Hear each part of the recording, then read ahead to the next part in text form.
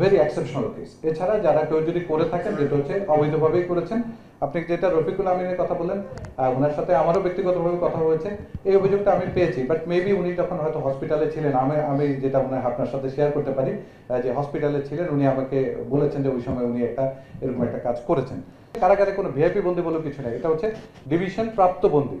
So division প্রাপ্ত বন্দীদের মধ্যে আমার বর্তমানে ডিভিশন প্রাপ্ত বন্দী আছেন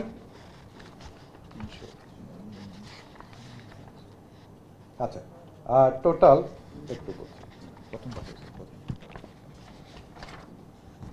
ওকে, শ্রেণীপ্রাপ্ত বন্দী আছেন টোটাল 163 জন। এবং এছাড়া বিভিন্ন কারণে হয়তোবা শ্রেণী ডিমান্ড করেছেন, এরকম শ্রেণী দেওয়া হয়নি, অথবা শ্রেণী পাননি, এরকম আবেদন করেছিলেন 28 জন।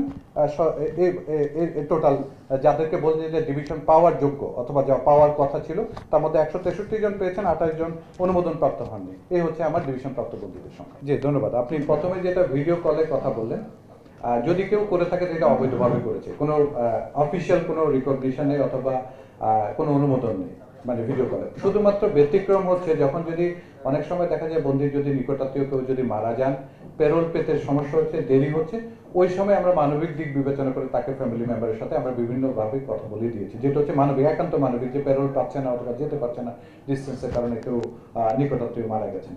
Very exceptional case. এছাড়া যারা কেউ যদি করে থাকেন, যেটা হচ্ছে অবৈধভাবেই করেছেন, আপনি যেটা রফিকুল আমিনের কথা বলেন, ওনার সাথে আমারও ব্যক্তিগতভাবে কথা হয়েছে, এই অভিযোগটা আমি পেয়েছি। বাট মেবি উনি যখন হয়তো হসপিটালে ছিলেন, আমি যেটা মনে হয় আপনার সাথে শেয়ার করতে পারি, যে হসপিটালে ছিলেন, উনি আমাকে বলেছেন যে ওই সময় উনি এরকম একটা কাজ করেছেন।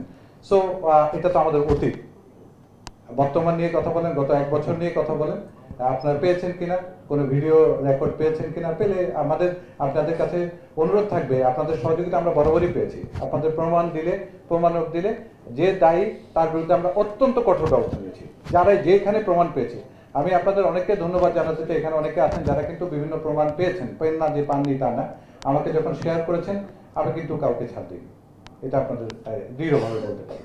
সো সব যে আমি প্রতিরোধ করতে পারবো, বাট এটার ক্ষেত্রে আমরা যেটা করছি, আমরা ধীরে ধীরে কম্প্রিহেন্সিভ জ্যামিং সিস্টেম অ্যাডপ্ট করার চেষ্টা করছি।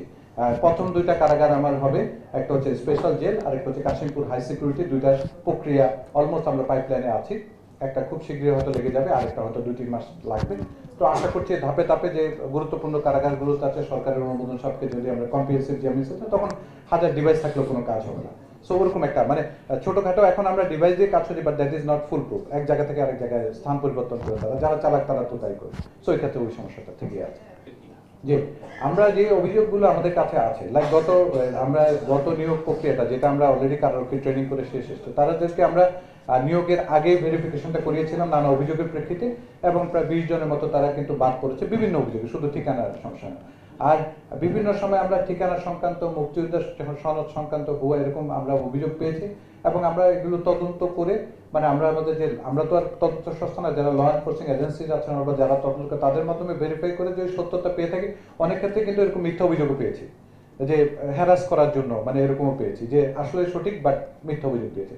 সো তাদের প্রতিবেদনের প্রেক্ষিতে কেউ যদি ওরকম পাওয়া যায়, তাদের বিরুদ্ধে বিভাগীয় ব্যবস্থা নিয়েছি। এবং আপনি যদি জানবেন যে এরকম 2-3 জন যারা চাকরিতে ছিল, পরে ঠিকানা অথবা বিভিন্ন অভিযোগ পাওয়া গেছে, ক্লিয়ারেন্সের নেগেটিভ এসছে, তাদের কিন্তু চাকরিচ্যুত করে দিয়েছে।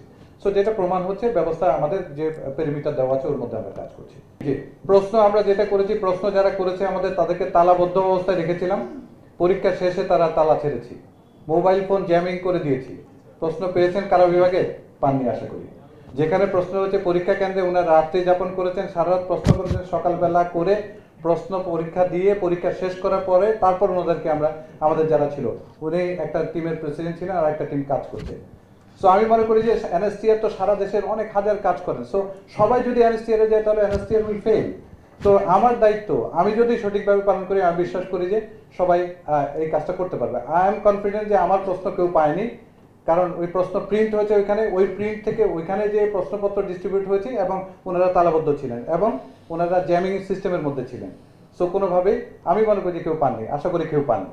সো আমি মনে করি যে অর্গানাইজেশনগুলো is capable of doing that, নিজেরা যদি করে এটা হবে। আচ্ছা, আপনি জি একটু ওনার প্রশ্নগুলো রেসপন্ড করে। আপনি পলিটিক্যাল বন্দির কথা বলেছেন, আমার কাছে আসলে পলিটিক্যাল বন্দি বলে কিছু নেই, ডেফিনেশন এবং ভিআইপি বন্দি বলেও কিছু নেই। আমরা হচ্ছে বন্দি, হাজতি বন্দি। সো এখানে বিভিন্ন মামলা নিয়ে আসছেন, মামলার প্রকৃতি কেউ সন্ত্রাস দমন আইনে আসছেন, কেউ মারামারি আইনে আসছেন, যে ধারাগুলোতে আসছেন ওই আলোকে। সো আমি আসলে ওভাবে ডেজিগনেট কাউকে পলিটিক্যাল বন্দী বলে, বিকজ এখানে পলিটিক্যাল মামলা তো কিছু নেই, রাজনৈতিক কোনো মামলা নেই, এখানে হচ্ছে বিভিন্ন অভিযোগ, কেউ মারামারি, কেউ গণহত্যা, কেউ হত্যা, এরকম। সো ওভাবে আমরা করছি। বাট হ্যাঁ, আপনি বলতে পারেন যে একই প্রকৃতির অথবা একই দলের অনুসারী সংখ্যাটা বেশি আছে, বাট আমার আসলে আমার সিস্টেমে ওই রাজনৈতিক আইডেন্টিফিকেশন দিয়ে সেগ্রিগেশন করার কোনো সুযোগ নেই। সো আমরা এটা করছি না, আমরা ওনাদের মামলার গুরুত্ব অনুসারে অথবা তার যে ধারা আছে ওই অনুসারে আমরা তাকে সেগ্রিগেট করছি। আপনি ভিআইপির কথা বলেছেন, কারাগারে কোনো ভিআইপি বন্দী বলেও কিছু নেই, এটা হচ্ছে ডিভিশন প্রাপ্ত বন্দী। সো ডিভিশন প্রাপ্ত বন্দীদের মধ্যে আমার বর্তমানে ডিভিশন প্রাপ্ত বন্দী আছেন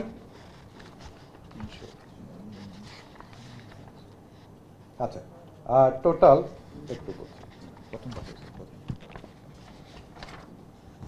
ওকে, শ্রেণীপ্রাপ্ত বন্দী আছেন টোটাল 163 জন, এবং এছাড়া বিভিন্ন কারণে হয়তোবা শ্রেণী ডিমান্ড করেছেন, এরকম শ্রেণী দেওয়া হয়নি অথবা শ্রেণী পাননি, এরকম আবেদন করেছিলেন 28 জন।